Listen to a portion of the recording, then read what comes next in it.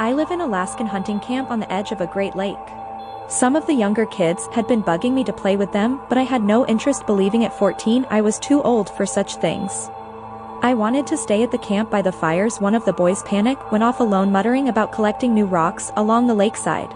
A few hours later his mother sent me to find him. It was time for dinner. And he shouldn't have been allowed to wander off alone, she admonished. Now I was annoyed of Panook for getting me into trouble.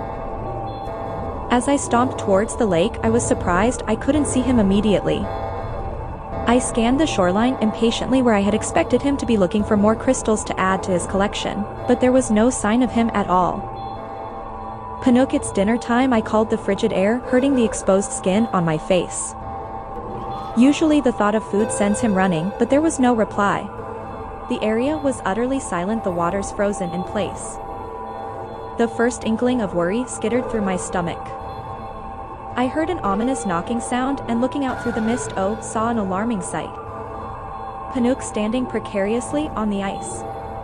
I ran closer, sliding on the frozen surface and covering my mouth with my gloved hand. The smell of sulfur was suffocating. What could it be causing that stench? And then I heard the sound we all feared, the ice breaking. I stumbled back as a terrifying vision reared out of the water. It was a creature as large as a grown woman, covered in scaly, bumpy grayish skin. It had humanoid yet exaggerated and hideous features, large black eyes, and a traditional parka. It had long, thick, dark hair that hung down its back.